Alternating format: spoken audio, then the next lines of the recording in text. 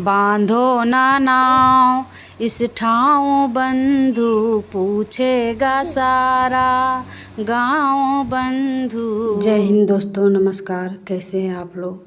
आशा करते हैं आप सभी लोग अच्छे होंगे।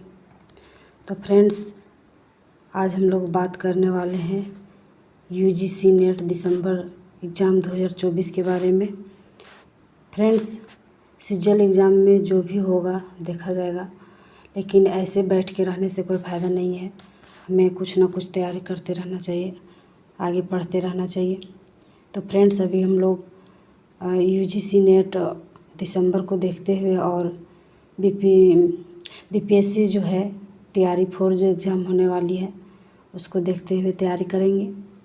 तो जो छात्र हिंदी सब्जेक्ट के हैं ज़रूर जुड़ें, और ये क्लास एकदम फ्री होने वाली है, निःशुल्क। तो ज़्यादा से ज़्यादा जुड़े और इस चैनल से जुड़ कर के लाभ उठाएं और अपनी पढ़ाई कंटिन्यू रखें।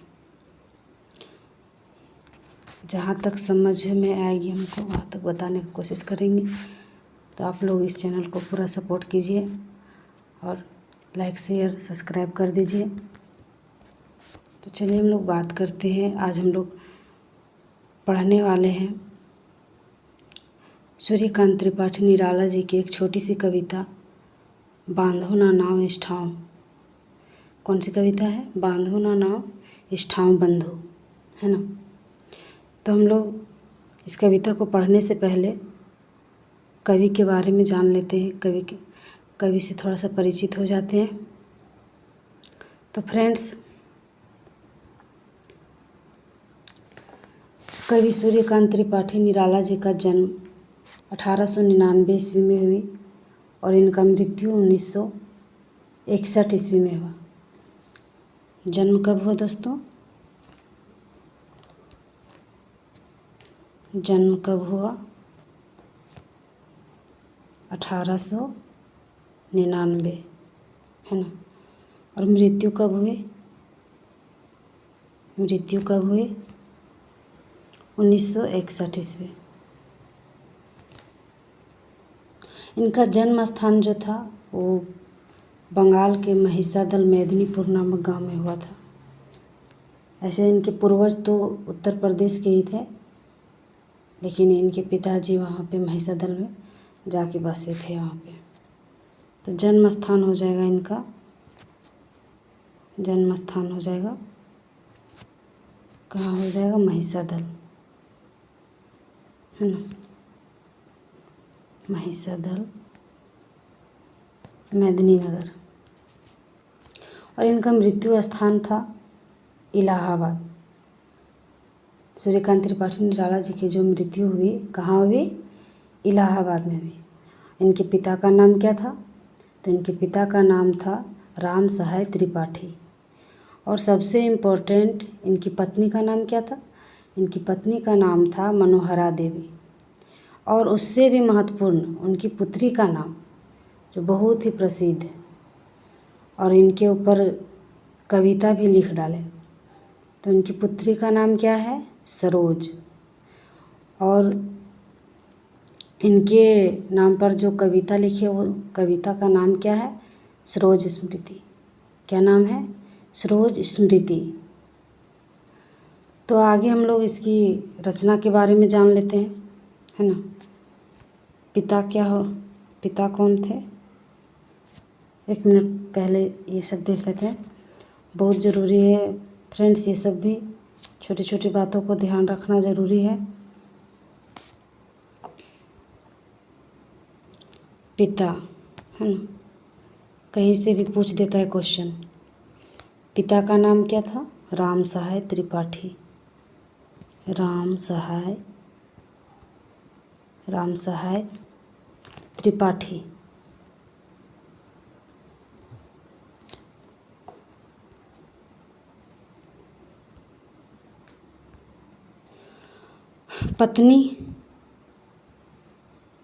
पत्नी कौन थी?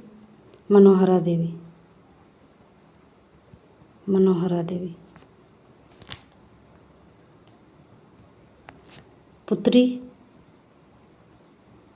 पुत्री कौन थी? सरोज। पुत्री कौन थी? सरोज थी। तो फ्रेंड्स, अब हम लोग इसकी कविता के बारे में जानते हैं, कौन कौन सी प्रसिद्ध कविता थी।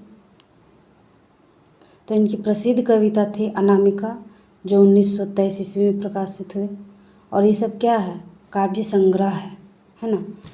परिमल काव्य संग्रह 1930 में हुआ, गीतिका 1936, तुलसीदास 1938, कुकुरमुत्ता 1942, अनीमा 1943, बेला 1946, नए पत्ते 1946, अर्चना 1950। जो अभी हम लोग कविता पढ़ने वाले हैं, बांधो ना नाव इष्ठाओ बंधु, ये कौन से काव्य संग्रह में संकलित है? कौन से काव्य संग्रह में संकलित है? काव्य संग्रह क्या हो जाएगा? अर्चना, है ना। अर्चना में संकलित है बांधो ना नाव इष्ठाओ बंधु। उसके बाद इसकी एक और काव्य संग्रह है आराधना। आराधना का प्रकाशन वर्ष है 1953। फिर है गीत गुंज, उसका प्रकाशन वर्ष है 1954। और लास्ट जो है सांध्य काकली। सांध्य काकली का प्रकाशन वर्ष है 1969 ईस्वी। तो फ्रेंड्स, इसकी जो प्रथम काव्य संग्रह था वो क्या था? अनामिका। और अंतिम संग्रह सांध्य काकली। और इसकी जो प्रथम कविता जो प्रकाशित हुई वो कौन सी थी? जूही की कली, जिस कविता को आचार्य महावीर प्रसाद द्विवेदी ने मतलब अपनी पत्रिका में प्रकाशित करने से मना कर दिए थे। बार बार इस कविता को घुमाया जा रहा था। तो इसकी प्रकाशन वर्ष है 1916 ईस्वी। तो फ्रेंड्स, अब हम लोग बात करते हैं जो कविता को हम लोग पढ़ने वाले हैं, बांधो ना नाव इष्ठाओ बंधु।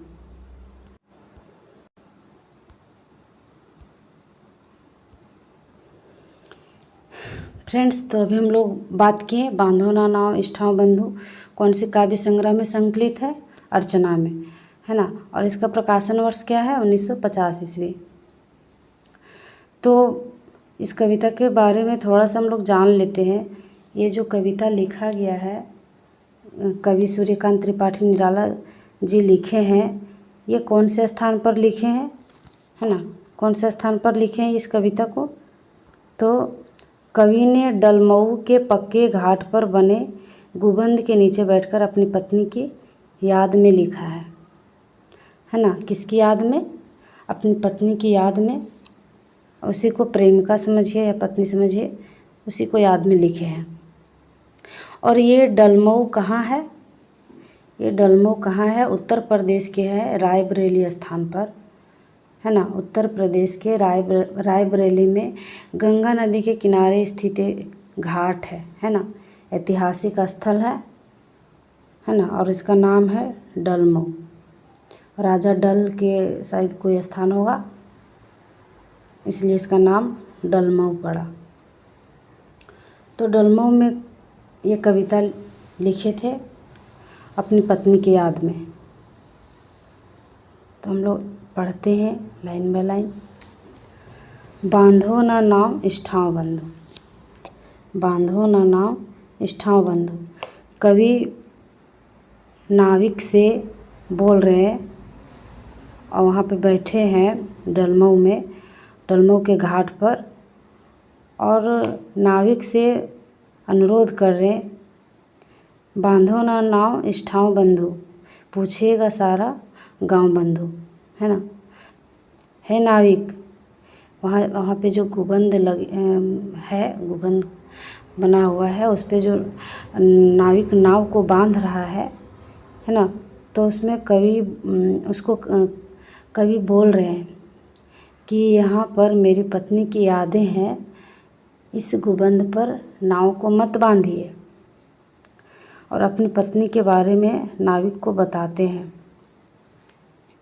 यह घाट वही जिस पर हंसकर, यह घाट वही है जहाँ पर उसकी पत्नी हंसकर, वह कभी नहाती थी धंसकर, वह पानी में घुसकर, पानी में धंसकर नहाती थी, आंखें रह जाती थी फंसकर, कांपते थे दोनों पांव बंधु। जब कवि और उनकी पत्नी वहाँ पे रहते थे घाट में, तो उस मनोरम स्थिति को याद करते हुए बताते हैं कि वहाँ पहले कैसा होता था। वहाँ पे उसकी पत्नी हंसती थी, उसी घाट पर नहाती थी, और जब नहाती थी पानी में धंसकर, तो वो जो आँखें, मतलब वहाँ का दृश्य देख करके, उनको जब देख करके आँखें फंस कर रह जाती थी, कांपते थे दोनों पांव बंधु। और उनको देख करके मन में कंपन सा भाव उत्पन्न होता था, है ना। उसको क्या बोल सकते हैं, वासना, है ना।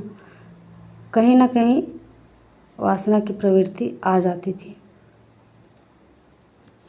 आगे है, वह हंसी बहुत कुछ कहती थी, फिर भी अपने में रहती थी, सबकी सुनती थी सहती थी, देती थी सबके दांव बंधु। वह हंसती थी, अपने में बहुत कुछ कहती थी, है ना। कवि नाविक से बोल रहे हैं कि वह जो हंसी बहुत कुछ कहती थी, उनकी जो हंसी थी बहुत कुछ कहती थी, फिर भी अपने में रहती थी, दुख हो सुख हो, है ना, हर समय मुस्कुराना और अपने में ही छुपा के रखती थी, सबकी सुनती थी सहती थी। कोई अगर कुछ भी कह दे, मजाक करे या डांट दे या गुस्सा करके बोले या ताना दे, सबको सुनती थी और सहती थी, देती थी सबके दांव बंधु, और फिर भी वो सबको दांव देती थी। मतलब किसी को कुछ पता नहीं चलता था कि इसमें मतलब क्रोध है कि गुस्सा है या फिर निराश है, दुख है, सबको दांव देती थी, सबको मुस्कुरा करके बोलती थी, देखती थी, समझती थी। तो फ्रेंड्स, इस कविता के माध्यम से कवि अपनी पत्नी के याद में जो आए हैं दृश्य, और अपनी पत्नी की मतलब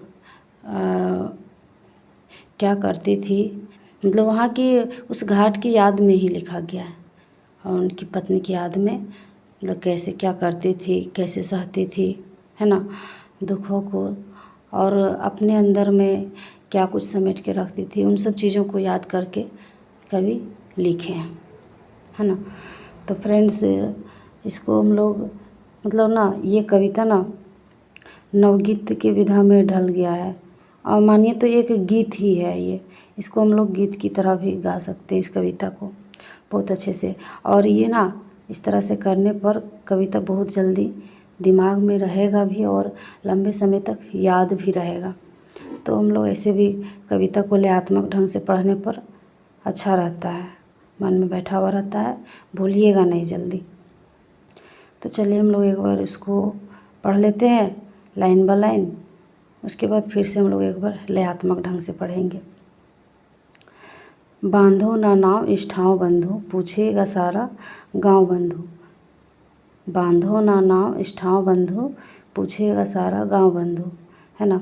कवि नाविक से बोल रहे हैं, यह घाट वही जिस पर हंसकर वह कभी नहाती थी धंसकर, आंखें रह जाती थी फंसकर, कांपते थे दोनों पांव बंधु। वह हंसी बहुत कुछ कहती थी, फिर भी अपने में रहती थी, सबकी सुनती थी सहती थी, देती थी सबके दांव बंधु। तो हम लोग इसको एक बार लयात्मक ढंग से भी पढ़ सकते हैं, तो आप लोग भी कोशिश कीजिएगा। मैं एक बार सुना देती हूँ। बांधो ना नाव इस ठाव बंधु, बांधो ना नाव इस ठाव बंधु, पूछेगा सारा गाँव बंधु, पूछेगा सारा गाँव बंधु।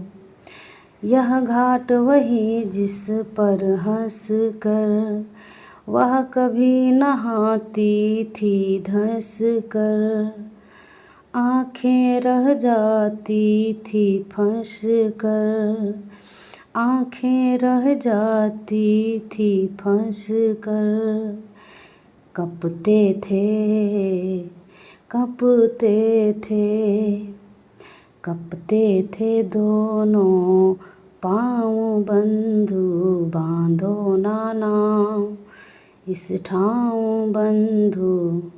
आगे है, वह हंसी बहुत कुछ कहती थी, फिर भी अपने में रहती थी।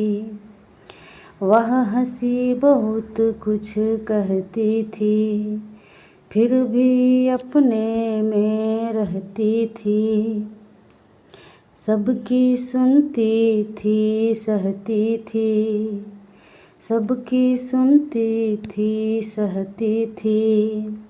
देती थी देती थी, देती थी सबके दाँव बंधु, बांधो ना नाव, बांधो ना नाव इस ठाव बंधु, पूछेगा सारा गाँव बंधु।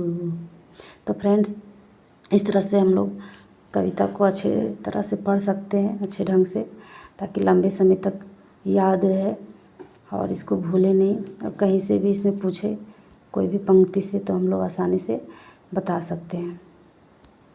तो फ्रेंड्स, ये थी आज का टॉपिक। आगे हम लोग देखेंगे, नेक्स्ट डे हम लोग अलग कोई कविता पढ़ेंगे, है ना। तो फ्रेंड्स, आप लोग से पुनः रिक्वेस्ट है कि इस चैनल को सपोर्ट कीजिएगा और वीडियो पसंद आई होगी तो लाइक शेयर सब्सक्राइब ज़रूर कीजिएगा। तो मिलते हैं हम लोग अगले वीडियो में, तब तक के लिए नमस्कार, धन्यवाद, जय हिंद, जय भारत।